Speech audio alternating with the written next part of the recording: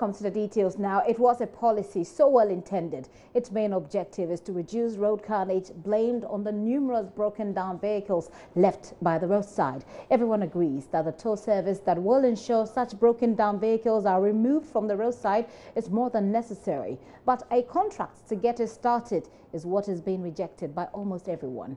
This afternoon, we'll hear from those in favor of the new law as the number of individuals and organizations pushing for a withdrawal of this law hits the rooftop. There are also campaigns running on social media. The National Road Safety Commission, the Road Safety Management Services Limited, the Police MTTD, Parliament Select Committee on Transport, as well as other interested parties are gathering under one roof, and will be live shortly at the Fiesta Royal Hotel for this all-important forum. But let's bring you an update on the growth in opposition to this compulsory toll levy. And so I have a little information here that will update you on who is against this so far.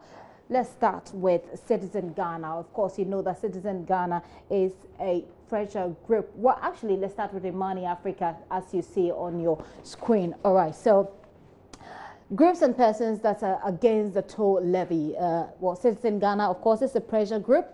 Imani Africa is a policy think tank, and we've heard them fiercely reject this policy. The PPP, of course, is a political party. Dr. Papakwesi Indom is the PPP's presidential candidate for 2016. Bright Simmons yesterday had a 32-point information on the reasons why that particular policy is problematic. He is founder of M Pedigree, also affiliated with the policy think tank Imani Ghana.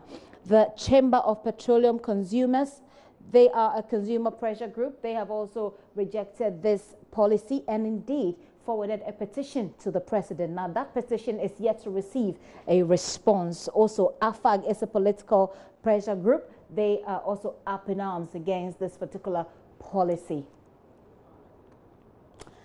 So these are the groups of people who are against this particular policy. We're still yet to hear from the presidency whether or not this will be repealed. Now, you saw the PPP in that list there. Its leader, Dr. Papakwesi Indom, has expressed his personal views on social media. All right, we'll be hearing from Dr. Papakwesi Indom shortly. Well, that's what he had to say on social media. He says democratization of indiscipline on our roads, and that's a very big question that he's putting across. Existing law allow government to tow vehicles wrongfully parked on our roads and charge a fee accordingly. So why assume that we will all engage in illegal parking and require towing? As a result, make it mandatory for all vehicle owners to pay a road towing fee every year. This smells badly.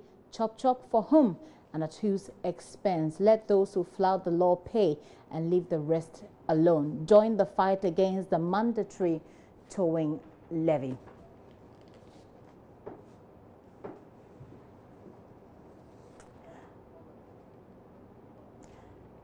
Well, that is what Dr. Papakwesi Indom had to say about this particular policy. Yesterday, we heard right here on this show, lawyer Paul Kumi, who said that President Akufo-Addo ought to cause a repeal of this law. We can bring you a refresher of that interview. Right after that, we'll have a very quick conversation on the back of it. Well, the option is to call on the president to ensure that at least the documents to ensure that this particular road towing issue is not implemented. Well, it appears that once Parliament has said it should go ahead, it will go ahead, because there is a petition. We know of a petition that went before this call from Parliament came. That petition from to the presidency has not been given any response. Yes, so what the presidency can do will be to send in another act which will go to repeal the present one, which has been sent to Parliament.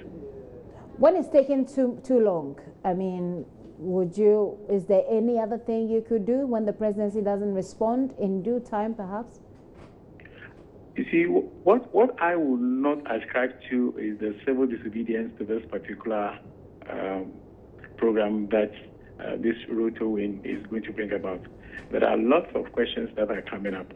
And I must be honest with you, I am personally disappointed at the stance taken by Parliament. Right. And the issues about they talking about causing financial loss and all that. I mean, these things could not take place. Judgment debt, they say. Yes, I mean, nothing of that nature could come up. When there will be the judgment debt, when there is the agreement between the two parties, and one of the parties, without any due reason, had decided to probably unilaterally resign on his part of the agreement. But when government decides that, okay, this particular law or this particular legislative instrument which is bringing about this agreement that has been entered into, we send in another instrument to Parliament so that it will, as it were, repeal the present one by which this agreement was entered into. What will happen is that there will not be any existing agreement based upon which, there will not be any existing instrument based upon which the agreement that was entered into between government and the private company, will depend. And so in law, we say that the whole contract has been frustrated. And to the extent that the contract has been frustrated, no party can go to court and say that I'm asking you to pay me X or Y. And so if the government is really minded and wants to listen to the general populace, all it needs to do is to ensure that it goes to Parliament and repeals this particular instrument which is giving rise to this contract that has been entered into. Indeed, all of us were up in arms. Now they are just trying to do some few cosmetic things, saying that we will now give the NHIS something, give Ghana Ambulance something. I do not think that is fair. Many people have even spoken about the amount involved. You see, let's even say that it's going to be 60% to the private company. If you talk about 60%, we have not less than about, say, 2 to 3 million vehicles in Ghana. And if each person is going to pay about, say, just the least amount being 10 cedis, you can imagine. That's still a lot of money. So you think, so at this point, the only available option is to wait for the presidency to respond. Yes. I think the president will have to respond. Okay. Because we have now, the whole thing has gone through Parliament. Okay. Parliament in its own way is trying to say that it should go ahead. The only person who can stop this thing will be the president. Okay. Paul Kumi is a private legal practitioner. We spoke to him yesterday and he heard the options that are available to the people of Ghana, especially for those who are agitating and those who are up in arms against this particular policy. Let's have a very quick conversation. Like I said, we'll be hearing argument for and against this policy. Let's start with those who are for. Henry Asmani is project coordinator for the Road Safety Management Project. He's with the Road Safety Commission. You're welcome. Thank you very much for your time. Thank you very much. Okay, you've heard a lot of people, and I don't know if you're on social media. On social media, there's a hashtag that's running. It's called Resist Toll Levy. So a lot of people, like I gave you, there's a list of groups: Citizen Ghana, Imani Africa, PPP, Dr. Papakwe Kwesi Indum himself, Bryce Simmons, Chamber of Petroleum Consumers, AFAG. All of these people say, no, we don't want this. What's the defense? Okay, thank you very much, and greetings to your viewers. When you ask me what's the difference, I don't understand. It's not like there's a difference, because this is something that we brought up to curb fatal crashes on the roads. And the people of Ghana have spoken. Parliament has spoken. The project is being reviewed at the presidency level. So when the president also is being reviewed or has been reviewed? No, the report from Parliament has been sent to the presidency. Okay. So it is still at the presidency. Now the presidency have not said anything yet, but we are all waiting on the presidency to say, to come up with whatever they would say. And if you would bear me to just explain past portions of the project. Okay. Okay. Please go. Thank you very much. The first thing, the project is not called the towing project because it is called the Road Safety Management Project. Towing is an aspect of the whole project, but that is the most significant. That is why it came up and people call it the towing project. It's the bit where, I would say it's the bit where Ghanaians feel that they're going to be compelled to pay money. And we're not really, Ghanaians are not in the mood to pay money, basically. Yes, the argument is that why should I pay for somebody's negligence? That is the basic argument. Not necessarily. There are others. But you said you wanted to explain it, so you could please, go ahead. Okay, so as I said, it is called a road safety management project. And what is the objective of the project? The objective of the project is to remove a risk off the road. And the road is such that everybody uses this road, and me and you, we use the road. So about 20% of fatal crashes involve stationary vehicles, where somebody runs through a stationary vehicle. And that is the risk that we want to remove off the road. That is an argument that you've made previously, and we all understand that. We've all heard that. Nobody indeed wants to crash. People have lost people in such accidents, so nobody wants to crash. But do you agree, or from the perspective of the Road Safety Commission, that this particular policy is problematic? You don't see any problems with it? Just like with every new policy, it's you would have those for and those against. And as people bring their views out, it helps you streamline the project well. So as I said, yes, I'm on social media. I read what is going on. I read some of the sections that people are saying. People are suggesting other ways. And as I said, all these things are being put into consideration. And when the presidency reviews this and then it comes out and we are going to implement it, we would come up with a solution that every Ghanaian would accept. When is it meant to be implemented? There are already talks that September. No date has been set yet. It was just a suggestive date that the Parliament said that if they're able to do all their sensitizations in August, then September it can start. But no. So as we speak now, you say the report from Parliament has been forwarded to the presidency. But the truth is that we haven't seen the report yet because it went to the ministry. And I'm only basing it on when a journalist interviewed the minister, he said they are forwarding it to the presidency. So we haven't seen it yet, and it's yet to come to our office. Bryce Simmons is one of the people who have written about, and I'm sure that you know him. He's founder of Pedigree. He's one of those people who he yesterday took his time and looked at the policy and highlighted a few problematic areas. I'm not able to go through everything, but one of the points I've read. I don't know if the one. So one of the points he makes is that this is not even national in nature, and that you're looking at some particular places. There are 21 spots. Explain that a bit. Okay, thank you very much. We see then I'd have to go to the background of the project.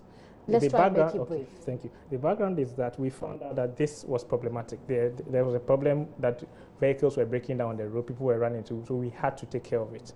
And then there were three options.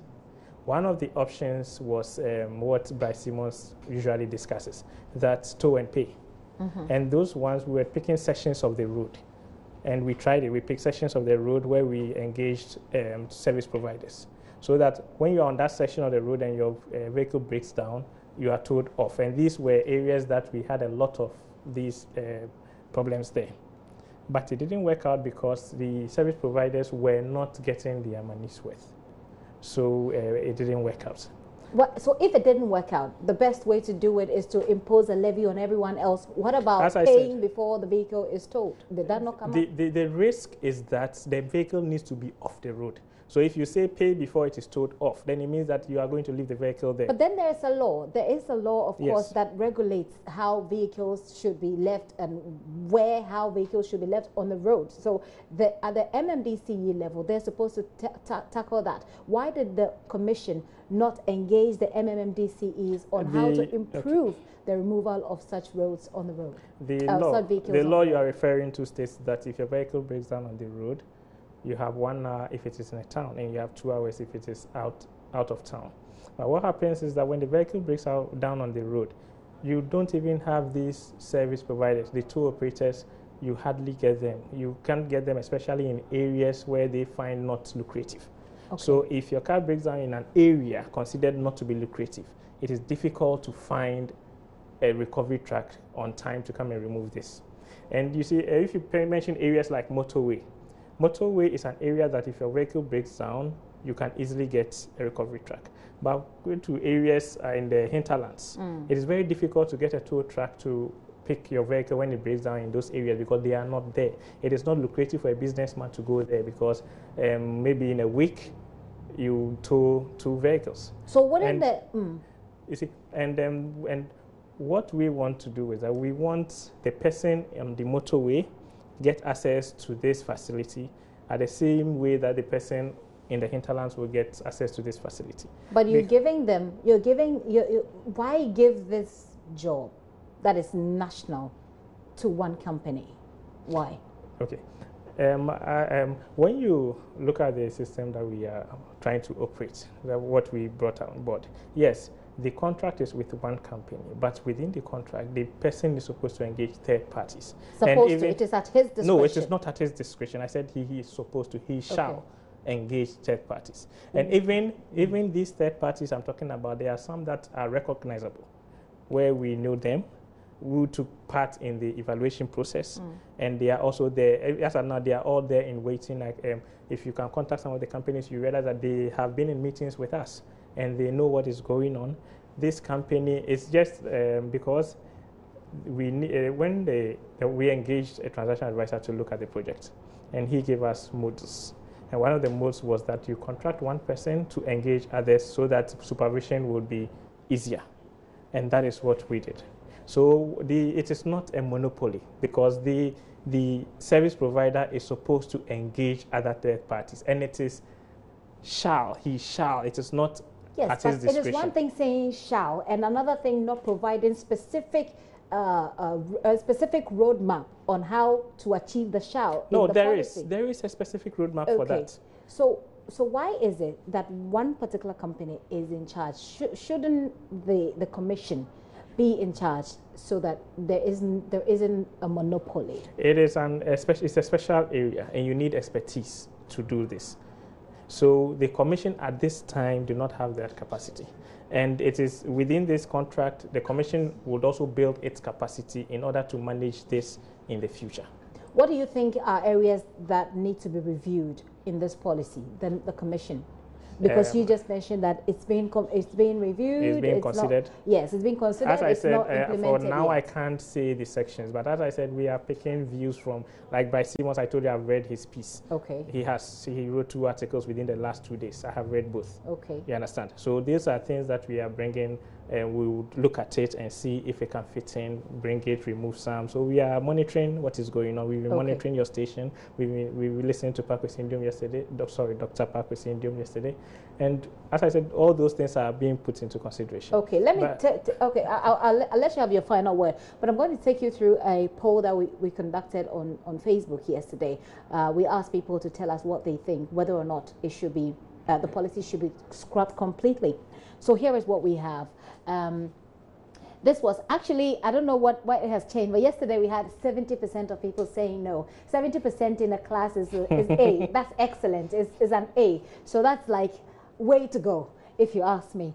Now, today it appears that 2%, you've got 2% more of people who are saying, yeah, maybe somebody who likes us just voted. But you see, but apart from that, these polls you are doing, there are a lot of discrepancies in the way people are putting up on the True. On Facebook, especially because that is where everything happens. True. You realize that the story going round, some discrepancies are in. So if I don't know and I read that story, I pick it, and based on that I vote. So it could be that people are voting not really knowing the story behind it. That strikes me like lack of education, that the commission itself has not done well with educating the people to understand what this is all about. Yes, that could be one. Yeah, because when we were going through, we had to stop. You understand? Because the government said, hold on. Right. So as of now, as I said, we are waiting for the go-ahead, and then we would continue with our education. Okay. But meanwhile, you get people giving backgrounds to the story that has discrepancies, and people are feeding on these discrepancies to pick views. To take decisions. Yes, to take That's decisions. what you think. Well, there are people who have taken the policy and studied it, like by Simmons. We think that. Who have but you know the piece, but a piece by Simmons this morning, the one the one yesterday, the one he said 32 point. Yes, the 32 point. That's discrepancies. There are a lot of discrepancies. There are lots of discrepancies, Yes. like? I wouldn't like to. I was. I mean, it's out there in the public domain. Like he If there said, has to be corrections, like he said, let's do it now. the law came because of RSMSL. That is not true. Well, Because that is his interpretation of the circumstances no, that's what I'm telling under you, which that we are there are now. some discrepancies. You Very well. understand? Very well. One of them being that the law came because of RSMSL, Very because the law was in place far before the contract was signed. Well, that's how it appears. There's still, it looks like, well, as you have said, we'll have to wait and see what the presidency does. Am I correct with that? Yes, please. All right. So that, well, then we've heard from the private legal practitioner who says that people who do not want it should mount a lot of pressure on the presidency to repeal that particular one. But thank you very much for coming. If you were to have one sentence for, especially those, we're live on Facebook, so if you were to have one sentence, because you mentioned Facebook and the fact that there are lots of discrepancies in how people make their decisions there, what will you tell them in defense of this? I would say that if you have a better way of doing it, if you think of a better way of doing it, you can share it with us. We are on Facebook. The National Road Safety Commission is on Facebook. You can go onto our wall and write it there. We will see it. If you write it too and you just tag somebody within the commission, you know, we would see it. But let us see what you write. That is all. Well, so, so as I said, if you also need information, you can contact us. We'll give it to you. Okay. And if you go onto our Facebook page, I think we've given a background, but that was a long time ago. So if you go into our archives on our wall, you find some background to this project. Okay, and this project is renewable after 5 years. This policy is renewable after 5 years. We gather based on mutual agreement between you and what's the name again? Road Safety Management Services Limited. Yeah. Yeah, it's based on mutual agreement between the two of you. No. After 5 years, you decide that you want to. No, not just based on mutual agreement. You see, when you go into the contract, there are KPIs that have to be met. You see. Okay. So as I said, anybody who wants more information can contact us, because on Facebook.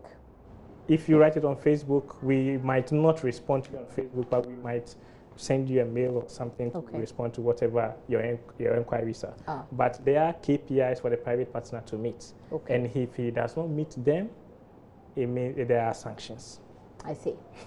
I see. It's a very interesting conversation. Well, in the meantime, just so you know, on Facebook, the hashtag is #ResistOLevy. He doesn't think it should be. But thank you very much for coming into the studio. Henry Asmeni is Project Coordinator for the Road Safety Management Project. Speaking for, of course, the road toll was still on transportation. Government is to start building an 84-kilometer railway line from Tema to Akosombo from October as part of efforts to redevelop the railway system in Ghana. At a consultative stakeholder workshop in Accra, the Executive Secretary of the Ghana Railway Development Authority, Richard Dombo, said residents who will be affected during the project will be duly compensated. He spoke to Beatrice Edu. In terms of the project expectations and planning and everything, we rely on what feedback we get, coupled with our own assessment, feedback we get from the consultant and the contractor. And from the latest receipts of documents from the contractor, AFCONS, there is a stipulation that serious main work would start in the month of October. All things being equal, and that is why this engagement is ongoing. In other words, it is not all about projection. The projection must be based on certain parameters, which includes these very stakeholders, i.e. the municipal and district chief executives, and the communities that they represent, and the challenges that the contractor is facing daily. So having them all under one roof as such, and as well as the utilities providers such as the telecoms and the water, sewerage corporation and the electricity corporation, in terms of what pipelines and cables and what are laid in what is envisaged to be the the right of way. In other words, right of way means where the tracks will be laid.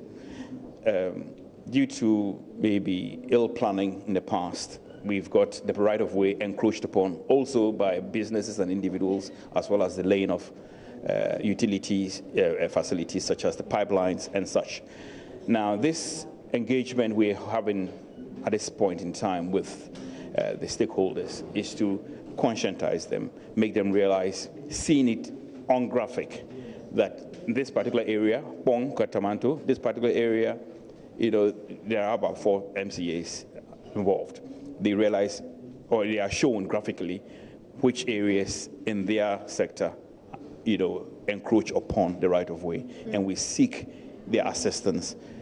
With that assistance, and from what I'm seeing, looks like everybody is on board. In other words, they're all ready to help. We will be able to be on target. Any specific reason why we are undertaking this project from Tema to Akosombo, bearing in mind that the president spoke about Takoradi to Paga? The president has a vision that he wants us to reach the nether regions of the country, bordering the neighboring country, Burkina Faso. So in speaking as such, he was not there by laying or relaying the master plan. There is a master plan. So the president's vision is not to be misconstrued as he saying that we are starting from Takoradi to so-and-so. But well, speaking at the program, which was also used to launch the stakeholder engagement platform for the Ministry of Railways Development, Mr. Dumbo urged all to ensure the project succeeds. According to the Railway Master Plan, which is before you, as the Chinese would say, the journey of 1,000 miles starts with the first step. And indeed, to launch that master plan is the Tema Akosombo railway line. This contract was signed a year prior between the Ghana Railway Development Authority under the then Ministry of Transport and Afcons of India, with our consultant being Team Engineering of Italy. Ghana Railway Development Authority has engaged both our consultant and the contractor along the phase in gathering pace to launch the first pickaxe on the ground, hopefully latest by October of this year. All things being equal. And that is why this engagement is very important, because all things being equal, if you, the stakeholders, i.e. the district and municipal chief executives, the police, the utilities, including water, electricity, gas, oil, because as you know, due to planning deficiencies, in the country, what is known as the right of way, where the railway lines are to be built, have been encroached upon by businesses and individuals, as well as the laying of oil and water pipelines, electric cables, telecom cables. All of these things have to be addressed if we are to keep on schedule. And that is why it is necessary to have everybody under one roof, as we do, all stakeholders who will buy into that national agenda, that the railway is an engine of growth. In fact, it is a privilege for the 4 municipal and district chief executives whose territory span the distance of 84 kilometers between Tema and Akosombo. It is an absolute privilege that you or your communities are the first beneficiaries of this master plan. Many communities are looking enviously at you and we wish the railway line passes there. And for that matter, with this vision, we hope that you will cooperate as much as you can, realizing the benefits that will accrue immediately to your districts. Deputy Minister for the sector, Kwekwadjima Boateng, said the railway lines will enhance the development of the country. We have currently 947 kilometers of rail, out of which only a third is functional. The total lines you see all over, you can see that just about 13% is operational. And that doesn't speak well of a country that wants to really develop and move into create opportunities for its people. I always say that it is not by accident that all developed countries have an efficient railway systems. Wherever you go to, wherever you travel all over the world, every country that is counted as developed has got an efficient network that supports the economy. We've got the marine transport, we've got the road transport, the air transport. The missing link at the moment is the rail network. And that is why I, for one, am so pleased that the government, and especially His Excellency the President, has created a specific ministry that is supposed to focus on redeveloping the rail networks. It used to be part of a broader ministry called Transport, Rail, Transports and Harbors and all that. When you have such a broad arrangement, the focus, you miss the focus on the specificity of the